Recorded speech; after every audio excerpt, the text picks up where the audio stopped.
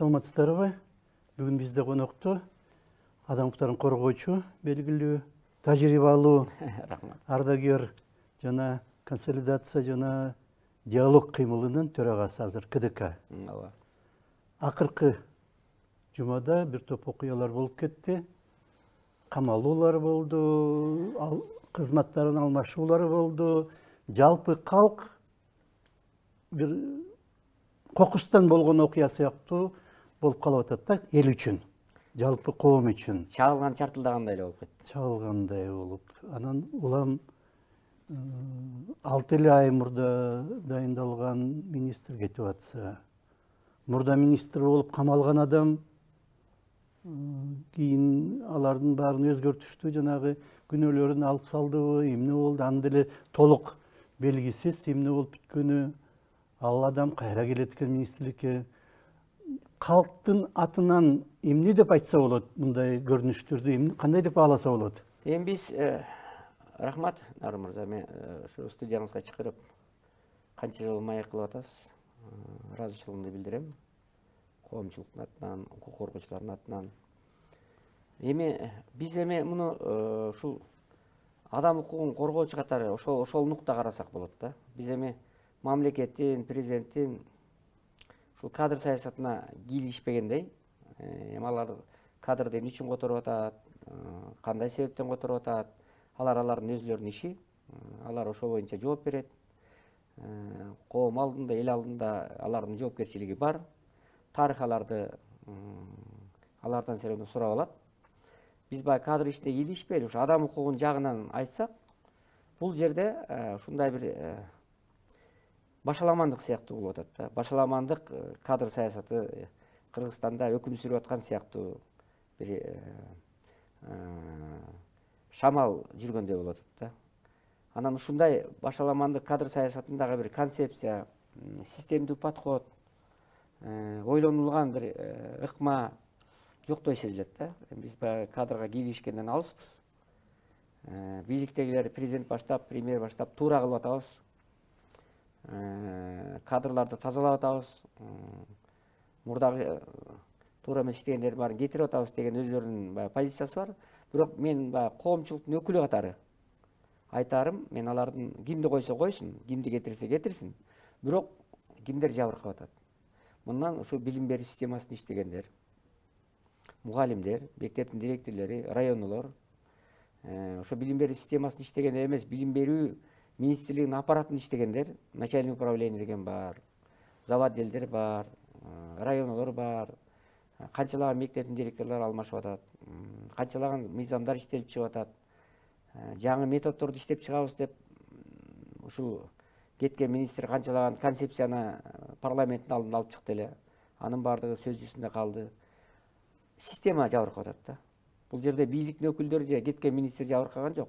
Ортодогу баягы карапайым билим берүү системасына өмүр бою өмүрүн арнаган аскерлер бар да, аскер мындай. Өмүр бою билим берүү системасына күнү түнү иштеген мугалимдер, мына ушул аппаратчылар, ошо билим берүү системасына өмүрүн арнаган адамдар, мына ушулар жабыркап атат да. Анткени ар бир 6 айда, ар бир жылда эле министр алмашса, бул система туруктуу болбосо, улам эле кылчактап дагы ким келет, кимиси министр болот, ким кызматтан кетирип салат мени деп эле баягы куштар эки жакты алаңдап карап, аппаратта улам баягы туруктуулук болбосо, эч кандай 6 айдын ичинде эч бир ишти алдыга эч бир министр тем эле гений болсо дагы жылдырып кете албайт. Ошон үчүн мен ойлойм, кадрга кийлигишкенден алыспын, бирок бир кадрды алып келиш үчүн аябай тандап, тишин башып, баягы тишин ачып, жонун басып дегендей. Анан аябай карап, анан ошо билим берүү системасында иштеген, ошо ректор болуп иштеген мурда. Билим берүү системасында өмүр бою иштеген, ошо сабак берген, ошо билим берүү системасын ичинен билген адамдардан келиш керек да. Негизи анан аябай катуу тандап туруп анан алып келиш керек дагы, анан ошону бери деген 3 жыл болсо 5-10 жыл иштетиш керек. Анан билим берүү системасына эч тиешеси жок, саясатта жүргөн, депутат болгон инсандарды алып келет, анан алар жакпай калса кайра кетирет. Анан ушундай бир саясат өзү туура эмеспи? Ошол эле билим берүү системасы эмес. Мына сиз менен биз да сүйлөшүп аттык, ошол саламаттык сактоо системасы дагы, министрлиги дагы мына ушундай эле оору менен эки министрлик ооруп келатат. Ошол эле билим берүү системасы, анан саламаттык сактоо системасы бул Кыргызстандын тарыхындагы, Кыргызстандын биздин бетке кармай турган эки эле нерсе бар. Бул билим, анан экинчи ден соолук. Кыргызстанда нефти жок, газ жок, алтыныбыз анча мынча эле калды. Анан эмнебиз бар? Азыр Кыргызстанда демократиябыз бар, адам укугубуз бар, мактана турган кандайдыр бир деңгээлде. Анда азыр мактана албай калдык. Анан ушу кыргыздар ушу билим менен бүт дүйнөнү багындырсак болот да. Анан билим системасын азыр талкалап алсак, ушу билим системасына ат үстүнөн мамиле кылып кайдыгерлик кылсак, билим системасына биз азыр кыянаттык кылсак, анда улут катары биз өнүкпөй калабыз да. Ошон үчүн мен бул боюнча адис эмесмин. Баягы укук коргоочу катары ошол миңдеген адамдардын, окуучулардын, мугалимдердин, аппарат кызматкерлеринин билим системасында иштеген күжүрмөн адамдардын укугу тебеленип аткан үчүн гана мен айтып жатам да. Ошолордун укугу тебелетпей, ошолорго бир жакшы бийлик президентибиз шарт түзүш керек. Туруктуу команданы, туруктуу баягы жетекчини шайлап бериш керек да. Анан туруктуу иштетиш керек ошол. Мен ушундай деген.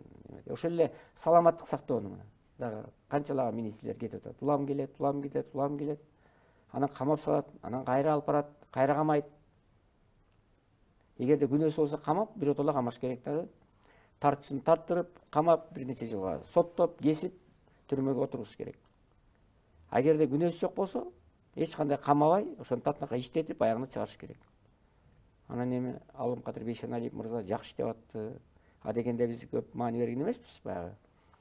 Кошомат кылып атат. Анан Акани Тоорзу менен оорду деп жүрдүк эле, бирок кийинчерээк жасаган иштери акыркы убактарда аябай министрликтин акыркы айларында аябай катуу иштеди. Чоң иштердин баарын жылдырып, кадр маселелерин чечип, коррупцияга каршы күрөшүп көп иштер жасаган болчу. Аны баягы жылкы теппей, жылан чакпай эле анан эле колуна кишен салып, 7 статьяны коюп, айдап ийип, камап салып, анан кайра чыгарып, анан статьялар эмне болгону белгисиз ушуга чейин. Акталды, акталган жок. Анан кайра алтын балалыкка директор болуп, анан кайра министр болуп келди. Мунун өзү Кыргызстанда, Кыргыз Республикасында кадр саясаты боюнча ойлонулган түпкүлүктүү концепция, система жоктугунан кабар берет да. Эгерде биз азыр кадр саясаты, кадр решает все деген баягы Сталиндин сөзү бекеринен эмес. Эгерде биз азыр билим системасында, ошол эле саламаттык сактоо системасында, ошол эле дагы кошуп коеюн, мына Илимдер академиясында. Мына сиз дагы кичине сөз кылып атасыз. Мына Илимдер академиясы Союз убагында мына сиз менен биз иштеп турганда бул имаратына кире алчу эмеспиз. Ушунчалык бул ыйык жай эле да. Өзүнчө эле бир адам суктана турган жай эле. Отурган жерлери, баскандары, академиктер, иштеп аткандар, илимпоздор, ушунчалык бир ыйык адамдар эле, ыйык мекемелер. Азыр болсо барсаң аткана. Аткана деп коет го, баягы талкаланган имараттары. Кирген имараттардын баардыгы баягы эле Союз убагындагыдай баягы эч кандай ремонт жок. Алар каралбай калган. Айлыктары баягы илгерки бойдон. Айрым жерлери го, анткени кээ бирлерин ремонт кылды дейт. Эми ремонт кылгандары бар, эми айтам, центральный офисин айтып атам мен. Институттар балким ар кайсы көптөгөн институттар бар да, Илимдер академиясы. Алар директорлори өзлөрүнүн ремонт кылып атат. А бирок центральный офиси, президент отурган, вице-президенттер отурган, жооптуу академиктер отурган жердин баардыгы азыр ремонту жок. Биз барып атпайбызбы? Ошондой отурушат. Эми бул дагы туура эмес. Улам баягы 1 жылда, 2 жылда президенттер алмашып атат. Ага дагы бийлик кичине кийлигишип коюп атат. Анан кайда бир эч кандай мындай жатканда татыктуу эмес адамдар академик болуп келип атышат. Татыктуу адамдар академик болуп шайланган жок. Мына кадр саясаттагы эмет. Анан ошон үчүн мына билим берүү системасы, саламаттык сактоо системасы, мына анан Илимдер академиясы, илим тармагы бизде чатак болуп атпайбы? Ошон үчүн биз ушул 3 тармакка маани бербесек, Кыргызстан өнүкпөйбүз. Мына мен да ошол Илимдер академиясында иштегем. Илим изилдөө институтунда иштегем. Илимдер академиясында физиология жана биохимия институтунда Захарова атындагы институтта илимий кызматкер болуп иштегем. Ошон үчүн мен да жүрөгүм ооруйт да. Вот уже илим системасы ушунчалык бир жаман абалга кептелип калганначы. Ошон үчүн азыркы бийлик президент баштап бул системаны катуу оңдобосо болбойт. Даже Атамбаевдин убагында ого тергетти, ылдый кетти. Анткени ал даже Илимдер академиясын жоюп салабыз дегенге чейин, билесизби? Барбадыбы? Аз жерден жоюлбай калдыбы? Биротоло Илимдер академия бизге кереги жок дегенге чейин да барышты. Эми азыр деле ошондон айырмасы жок. Ошо жоюлуп кетпесин деп алар жанагы жаңы конституция кабыл алынып жатканда атайын бир берене киргизип атпайбы конституцияга? Атайын кийсе. Академия жөнүндө. Ага карабай эле азыр институттардын эмелерге берип салып атпайбы? Ооба, ооба. Эми ал анткени академия наукта иштеген бир 10-15 киши илимдер академиясында иштегендер ошо биздин конституциялык кеңешмин мүчөсү болгон да. Анан ошолор эптеп илимдер академиясын сактап калабыз деп бир статьяга киргизген да. Амал тапкан. Амал тапкан. Эми кой ал туура эмес дедик. Анда илимдер академиясына киргизсе анда башканда киргизиш керек. Бизде толгон эмелер бар да. Туура эмес болгон. Бирок эми ошого карабай деле азыр эми биз эгерде биз өнүгө турган улут мамлекет боло турган болсок, келечегибизди ойлосок, анда биз илимге, билим берүүгө, илимге, анан саламаттык сактоого маани бербесек, келечегибизден үмүт этпей эле койсок болбойт. Эми азыр мына билим берүү боюнча да эми бир эле жактуу айтпайлы, мына билим берүү система боюнча деле президент азыр Садыр Нуркожоевич бир топ иштер жасап атат. Мына ушу 100 мектепти салам деп максат койгон экен. Анын ушул жылы бир жылда, бирок ушул жылы 43 мектеп бүткөн экен. Азыр эми да бир 57 мектепти ушу жылдын аягына чейин бүткөрөм деп айтып атат. 43 мектебин уже 1-сентябрга эмеге берди, колдонууга берди. Бул дагы баягы мурдагы президенттерге караганда бир топ жылыш да, бир топ секирик. Бул жакшы. Бирок ошол мектеп салынып калса эле билим берүү системасы өнүгүп кетет дегенди билдирбейт да. Илгери дүйшөн биринчи мугалим жөнөкөй эле бир кичинекей жергепеде окуп эле алтын ай сыяктуу академиктерди чыгарбадыбы, туурабы? Мына Жамиляны айтпат чыгармасын эметсек. Анан ошол биринчи мугалимди. Анан ошон үчүн мен ойлойм, бул имарат салынып калса эле, мектептин имараты, мектептер салынса эле билим системасы жакшырып кетет дегенден бир эметпей. Ал имарат салынган менен мына азыр канчалаган имараттар салынды, канча мектептер салынып атат. Бирок биз карликовый мектептерде окучу эле илгери. Бир эле кичинекей комната, 3 класс менен 1 класс, 2 класс менен 4 класс, бир кичинекей үйдө биз окуганбыз эки нарын башталгыч мектебинде. Анан бизден окуган балдардын баардыгы эле ушундай ошол жаман окуган жок да, баардыгы белгилүү адамдар болуп чыгышты көбү. Биздин айылдан эле, ошо биз сыяктуу эле айылдардан келген адамдар, мына сиз деле баарыбыз эле ушул кичинекей айылдардан бүтүп келдик да. Анда бизде шарт да жок эле, мектеп куралдары да жок эле. Азыркы балдарга түзүлгөн шарттын кенеди бирөө да жок эле. Отура турган столубуз деле жок эле. Бирок ошого карабай бир дилгирлик бар эле да, билим алалы дегенчи. Азыркы балдарда ошондой дилгирлик барбы жокпу? Ошон үчүн мектеп салган жакшы. Шарт түзгөн жакшы, бирок ошону менен бирге эле мугалимдер татыктуу болуш керек. Мугалимдер дагы баягы мотивация болуш керек. Билим берем дегенде экөөбүз төрт болуп туруш керек да. Билим дегенде күнү түнү ичкен нерсени жерге койгон адамдар баш оту менен кирип, эч нерсени ойлонбой, кадр саясатын ойлонбой, куугунтукту ойлонбой, баш оту менен иштесе ошондо анан билим болот деген оюм бар да. Министрлер, алар деле ошентип иштеш керек да.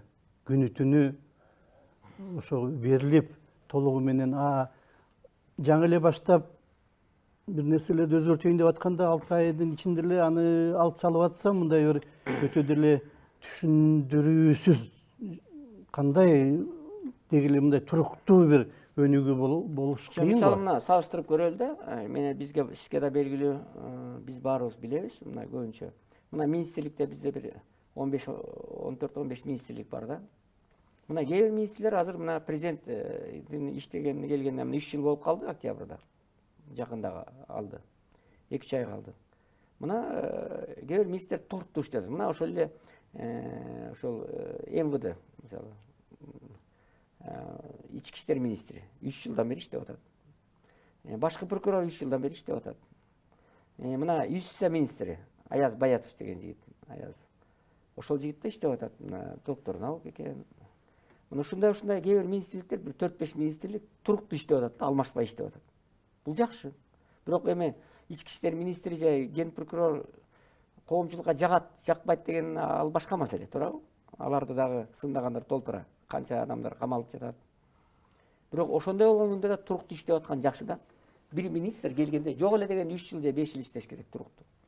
Улам эле баягы текучесть кетип алмашып турган, бул жакшылык алып барбайт.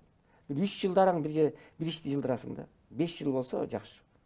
Мына биздин министрлер айтып атпайбы, башка өлкөлөргө барабыз дейт. Тажикстанга, Казакстанга, Азербайжанга, Россияга барабыз дейт да. Барсак ар бир 6 айда эле биз алмашып кетебиз дейт. Алардыкы 15 жылдан бери эле баягы министрлер, саламаттык сактоо министри, билим берүү министри, транспорт министри баягы эле 15 жылдан бери келатат дейт да. Алар туруктуу, баарын билет. Ошол эле чек ара министри, чек ара боюнча заставанын башчысы министри. А биздики ар бир 6 айда 1 жылдан алмашып турат. Анан алар деген карышкыр болуп калды, тигилер билет да. Ким кайда экенин, мыйзамдар кандай экенин. Анан биздин жаңы келген министр эчтекени билбейт. Ошон үчүн биз бардык жагын аксап атабыз, бардык жагын уттуруп атабыз. Ошон үчүн мындай туруктуулук, кадровый туруктуулук, кадр жагынан туруктуулук керек. Бирок мен дагы жакшы жактары бар эми. Мына могу ошол жанагы эмелерди, акимдерди алмаштырып атат, рокировка кылып, түштүктөн акимдерди түндүккө алып келди, түндүктөгүлөр түштүккө алып барды. Мен жалпы эле кадрга айтайын да. Рокировка, сотторду рокировка кылды. Жакында Базарбек менен сүйлөштүм. Түндүктө бияка алып келди, бияка түштүккө алып. Мунун мисалы жакшы да. Мисалы ошо Союз убагында эле сиз менен билесиз. Сыдыков, Матен Сыдыков иштеп турганда да бияктан ал киши бияка келип, анан кийинки Акаевдин убагында Накен Газиевтер тияка барып, бияка Арзымбек Өзөбевтер келип, мына ушундай бир Самат Масалиевич бияка келип, тияка барышып, ушундай бир жакшы мындай эме болгондо, мындай жакшы рокировка жаман эмес да. Бирок муну эме тарбиялаш керек. Кадр маселесин тарбия. Көп аракеттер көрүлүп атат. Азыр бийлик бир топ аракетти көрүп атат. Бирок баягы бийликтин тажрыйбасыздыгы мамлекеттик кызматта баягы көп жылдан бери чогулуп калган проблемага толтур экен да. Аны чечиш өтө оңой эмес да. Ошон үчүн көптөгөн кемчиликтерге жол берилип атат. Ошон үчүн азыр кемчиликти айрыкча билим берүү менен саламаттык сактоо маселесин катуу койбосо, бул бийлик. Бул минтип отурсак, ушу эки системаны жоготуп алабыз. Эки системадан ажырасак, бизде келечегибиз кыйын болот Кыргызстанда. Айрыкча билим берүү. Мен ушундай деп түшүнөм. 6 айдын ичинде мүмкүн бир орчундуу бир нерсени көрсө болот. Баланча тапшырма бердик эле. Мына аны бүтүргүн сөзсүз деп, анан 2 айда, 3 айда ал башталбай атса мүмкүн. Мен билбейм кандай болгонун. Мисалы үчүн Каныбек Иманалиевдики 6 айдын ичинде эгерде жөн эле келип дайындалган болсо, 6 айдын ичинде башка тармакта мурда министр болбосо, зам министр болбосо бул тармакта ошол ишке берилип түшүнүп ак чүкөсүн алып кете албайт баары бир адам 6 айдын ичинде. Эгерде бир чоң бир саясий бир маселе коюлган эмес болсо, мисалы үчүн коррупцияны, баланча деген жерде коррупцияны тамырын кыркыш керек дегендей болсо, ал болсо 6 айда башталбай атса, анда түшүнсө болот. Эң негизги маселени баштабай атат. 6 ай өтүп кетти, эмгиче баштабай атат деп айтса болот. Ошондой болушу мүмкүнбү, мисалы үчүн? Эми Каныбек жөнүндө мен аны бир тереңдеп айтпай эле коеюн дегем. Анан эми сиз мындай кабырганы маселени кабыргадан койдуңуз, мен айтайын. Каныбек Иманалиев жөнүндө алып келгенин мен деле ичимен колдодум деп айта албайм. Анткени ал жигит эми бир аз Славян университетинде проекттер болуп иштеп жүрдү. Убактылуу жумуш жокто. Бирок ал ошол 6 ай 1 жыл иштегенде эле ошо билим берүү системасын түшүнүп кетти дегенден алыс да. Билим берүү системасы оор система да туура. Бул канча жылда иштеп дагы аягына чейин чыга албайсың. Бул оор, өтө татаал система да. Анан ошол билим берүү системасында толук кандуу иштебеген, билим берүү системасынан эч кандай кабары жок, бул системага башоту менен кирбеген адамды министрге алып келген өзү туура эмес болгон да. Алып келген өзү туура эмес болгон. Анан бирок алып келдиби? Эми бирок алып келди. Алып келип жана айкөлдүк кылды. Каныбектин айткан, президенттин намына айткан сөздөрдүн баарын кечирди. Мурда айтылган сөздөрдүн сындаганын баарын кечирди, айкөлдүк кылды, алып келди. Анан айкөлдүк кылып, эрдик кылгандан кийин биз баарыбыз ыраазы болдук. Ошол Каныбектин жанагындай катуу айткан сөздөрдүн баарын кечирип алып келген бул президенттин эрдиги да. Бирок ошо эрдик кылсаң сүрө кыл дейт. Анда аягына чейин карма да. Алып келдиңби, анан ошол адамды аягына чейин кечир, аягына чейин иштет. Аягына чейин бир жыл, 2 жыл, 3 жыл, 4 жыл, 5 жыл ошол системаны бер, кемчиликтерин оңдо, тарбияла, көрсөт. Такыр эле болбой баратса, сөгүш бер, такыр эле катуу болуп калса, катуу сөгүш бер. Эл алдында уят кыл, бирок аны кетирбей ошо системаны өзүнүн койгон жанагы концепциясы деп айтпады эле, ал дагы бир Анан аягына чыгарды. Ал эми Каныбекти мен билем, жакындан билем. Көп жыл чогуу жүрдүк саясатта. Депутат болду, комитеттин жана эл аралык комитет боюнча комитеттин төрагасы болду. Депутат болгондо да оңой депутат болгон жок, күчтүү депутаттардын бири болду. Сүйлөй билет, кыргыздын тарыхын билет, тилинен чаң чыгат. Анан бул колунан да келет деп эсептейм. Бул ушул билим берүү тармагын толугу менен оңдоп кете турган ишеним бар эле да мен. Эгерде тантакай шарт түзүп берсе, 6 айда кетирип салбай бир 5-6 жыл иштетсе, ушу аягына чыгат деген чоң үмүтүм бар эле. Бирок антпай койду. Бийлик сабырсыздык кылып атат. Адамды койдуңбу, анда аягына чейин иштет. Айкөлдүк кылдыңбы, аягына чейин айкөлдүк кыл. Анан айкөлдүк кылып коюп алып, кечирип алып, иштетип алып, келип алып, анан кайра уят кылып 6 айдан кийин анан баары билген талканын кыл деп анан кызматтан иштей албай калгандыгына байланыштуу деп кетирип атпайбы. Жөн эле кетирсе башка ишке өткөндүгүнө байланыштуу деп койсо да бир жөн. Кызматтан өз милдетин аткара албай калгандыгына байланыштуу деп анан кетирип атат. Анан Кандай чоң ката кетирилди? Эми аны да толук биз биле албайбыз да. Аны толук жанагы эле тиги Көкүлүв деген бир депутат келе калды. Ал блогер болуп жүргөн жигит экен, келе калды, турду, аны менен айтышып кетти. Анан болду, бир депутат келе калып эле анан ал капыстан келе калса Каныбек туура кылды анан. Байланыштуу эки окуя. Эки окуя ал баягы эметип койду, шылтоо да. Бир Көкүлүв деген депутат келди. Ал Көкүлүвдө деле ал бир кыргыздын бир патриот баласы, ал деле жөн депутат эмес. Биз сыйлаган инибиз, ал келди. Ал да өзүнүн баягы блогер болуп жүрүп көнүп калган жигит экен. Очередке туруптур, аны эч ким карабаптыр, эч ким тааныбаптыр. Анан капыстан кире калды. Кире калып десе анан Каныбек капашып айтыптыр, сени айланайын. Келдиңби, Эрлан? Анда мен 6-дан кийин кабыл алам, депутаттын баарын 6-дан кийин кабыл алам. 6-дан кийин кел, анан шашпай сүйлөшөлү дейт.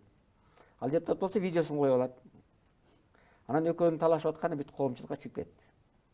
Баягы соцсеттердин баарына чыгып, анан түрдүү пикирлери, анан Каныбекти сындагандар толуп кетти.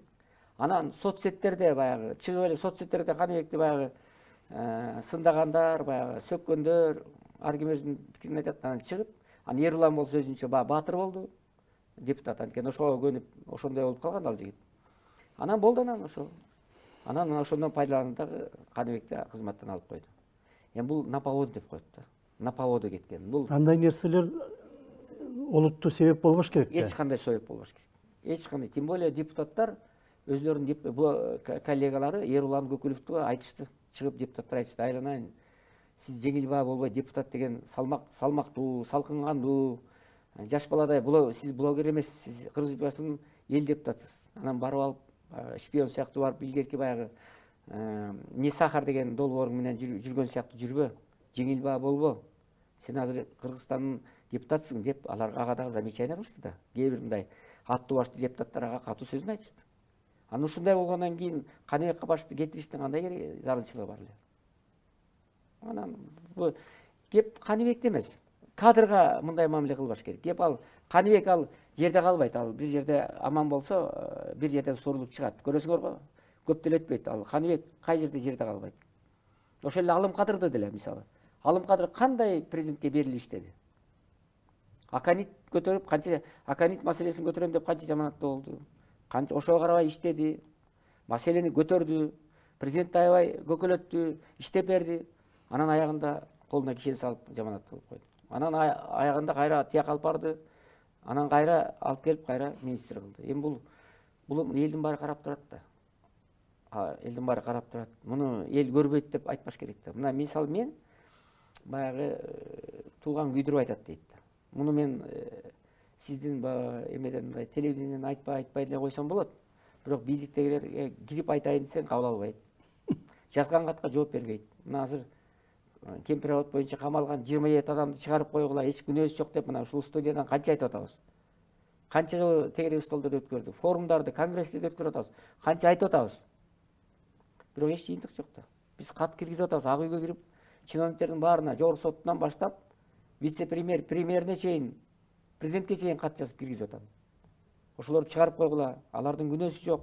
Адам укугу тебеленип атат, конституция тебеленип атат, мыйзамдар тебеленип атат. Бул жол менен баратсаңар жакшы жол эмес. Баягы тажрыйбалуу укук коргоочу катары, бул бийликке күйгөн адам катары, ушул бийликтин мындайча айтканда системасын түзүп берген, конституциясын түзүп берген адам катары эскертип атканыма карабастан укпай атышат. түрмөгө кирип чыгайын, жок дегенде дүйнөнүн баардык түрмөлөрүнө кире алам мен. Кыргызстандын түрмөсүнө мен документти көргөзгүм келбейт, просто киргизип койгула десем киргизбейт. Ак үйгө бар дейт. Ак үйгө барсам ак үйдөгү чиновник айтат, тергөөчүгө бар, тергөөчү киргизет. Тергөөчү барсам айтат, ак үй айтмайынча мен киргизе албайбыз дейт. Анан эми мен дүйнөнүн 50 ашык мамлекетине барган укук коргоочу, дүйнөнү аралаган укук коргоочу катары өзүмдүн мамлекетиме киргизбей атса, мен муну арызданайын деп айтып аткан жокмун, просто бул жакшы эмес. Укук коргоочуга, жарандык активистке, активдүү жаранга алар бийликке күйгөн, тем более мен бийлик жөнүндө жаман сөзүм айта элекмин. Жаман оюм жок. Ушу президентибиз майлуу сүттүү болуп жакшы иштеп кетсин деп атабыз. Жакшы жагын да айтып атабыз. Мына жолдор салынып атат, социалдык объекттер салынып атат. Канчалаган бир өзгөрүүлөр болуп атат. Мына жана мектептер жөнүндө айтып кеттим. Ошо Манас академиясы түзүлдү, башка жана мындай көп өзгөрүүлөр бар өлкөдө. Такыр эле болуп атат. Мына канча жолдор оңолуп атат, пенсия, посойлор көбөйүп атат. Президент аракет кылып атышат. Бирок ошонун жакшы аракеттердин баардыгын адам укугу, сөз эркиндиги, демократия жасаган мыйзамсыз, конституциялык эмес мамилелер жоюп салып атат. Мына жакында эле эмен айтайын, жана матчистоо боюнча. Мына сиз билесиз. Эми азыр ал жөнүндө конституциялык сот боюнча. Асыл конституциялык сотту мыйзамдын негизинде конституциялык сотту чечимин өзгөртөлүп атат, мыйзам негизинде. Ал конституцияны өзгөртмөйүнчө конституциянын соттун чечими эч качан акыркы жана даттанууга жатпайт деп жазылып турат. Аны мыйзам менен өзгөртүүгө болбойт. Аны конституцияны өзүн өзгөртүш керек. А мыйзам менен өзгөртөм деген өзү туура эмес да. Азыр эми жанагы бир чечим матчистоону кабыл алып койгондугу үчүн шылтоолоп, алды эле шылтоо. Азыр конституциялык соттун жанагы чечим акыркы жана даттанууга жатпайт чечимин мыйзам менен өзгөртүүгө аракет кылып атышат. Бул вообще мыйзамсыз. Бул кандай азыр жогорку президенттик аппаратта иштеген юристтер бул эмне үчүн ушундай эмеге барышат? Азыр президентти подводит же, орусча айтканда. Анын кандай зыяны бар экен? Энесинин атынан жазылып калса. Эми ал башка маселе. Зыяны барбы? Мен аны талкуулоогум келбейт. Мен деле энесинин атынан жазылганды мен да колдобойм, ачыгын айтыш керек. Атасынын атынан. Мен ал башка маселе да. 7 миллиондун ичинен 5-6 адам болушу мүмкүн. 100 адам болушу мүмкүн. Анын эмнеси? Аны мен колдобойм. Бирөөнө жагат, мисалы балким сизге жагат, балким бирөөнө жакпайт. Бирок бул повод болбош керек конституциялык сотту жоюп салганга. Азыр конституциялык сот бул ишти жоюп койсун. Жанагы Бекешев Дастан Далабаевич эң туура айтты. Мындай болгондон кийин конституциялык сотту жоюп эле коелу. Эң туура айтты. Мен да ошондой айтам. Конституциялык соттун чечими акыркы жана даттанууга жатпайт деген чечим болбогондон кийин анда конституциялык соттун кереги жок да. Лучше жогорку сот калсын бүт. Конституциялык сотту баягы Бекназаров келип жоюп салбады беле? Ошондой эле жоюп салыш керек. Анан аны биз уят болуп азыр конституцияны өзгөртпөй туруп, мыйзам менен конституциялык соттун чечимин өзгөртөбүз деген бул өзү түп тамырынан мыйзамсыз. Ошол эле мезгилде жогорку сотто мурда жамандаган мезгилде президиум бар эле. Соттун чечимин президиумда карап, туура эмес болуп калыптыр деп өзгөртө турган.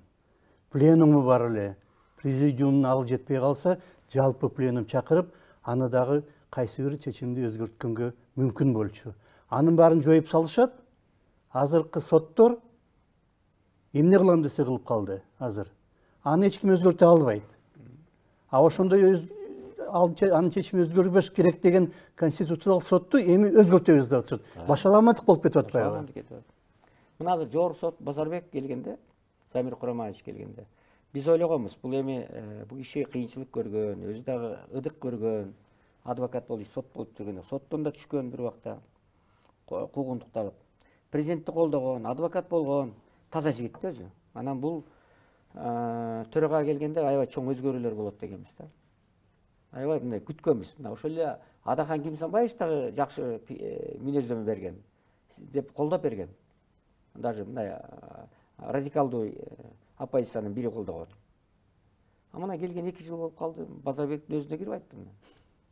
Ал кишинин ишинде эч илгерилөө жок. Соттор баягы кандай болсо, ошондой иши дагы андан жаман болуп кетти. Сотко ал киши аракеттерди көрүп атат, бир реформа кылайын деп. Бирок ал бийлик аны караган жок. Бийликке мына кайрадан президент чакырып алып аны жакында урушуп атат. сотторунун баардыгы мына взяткалат экен деп. Президенттики да туура. Анткени соттору баягы эле соттор взяткалган соттор, баягы пара алган соттор дагы эле алып атат. Ага каршы чечкиндүү күрөш жок. Базарбек тарабынан жок. Кандай эме тиги сотто алып койду. Ладно, президент айткандан кийин тиги сотторду алып коюп атат. Мына Ленин райондук сотунан бирөө пара менен кармалды. Эмне үчүн алдын алыш керек да. Качан кармалып, качан чагылган болгондон кийин анан, өрт болгондон кийин анан булар башталды. Ошондо да баары бир аягына чейин эмес. Аягына чейин чыккан. Биздин убактыбыз да аяктап калды. Кызып келгенде аяктап калат да. Ошон үчүн бизде баягы бизде коомчулукта айрыкча президент бийлик кабыл алган чечимдер жөнүндө бир ушундай пикирибизди билдирип туралы. Бирок сиз менен биздин бир президентке же азыркы бийликке бир жаман кылалы же бир баягы голый критика кылалы дегенден алыспыз. Эми адам укугу эле тебеленбесин. Ошол президент, премьер-министр кабыл алган туура эмес кадрдык чечим негизинде миңдеген адамдардын укугу тебеленип калып атат. Иш алдыга жылбай атат. Билим берүү системасы, саламаттык сактоо системасы улам урап кетип баратат. Ошон үчүн биз күйгөн адам катары алдын ала эскертип коюп атабыз. Баягындай. Бирок ошондон бир жыйынтык чыгып калса деген оюбуз бар. Жыйынтык чыгып, мен ойлойм, президент ушуну көрсө, укса, кой туура эмес болуп бараткан экен деп туруп бир эсин алып койсо деген эле ой. Рахмат. Сизге бизде конокто Турсунбек Акун болду, консолидация жана диалог кыймылынын КДКнын төрагасы. Рахмат сизге. Чоң рахмат. Саламат болуңуздар.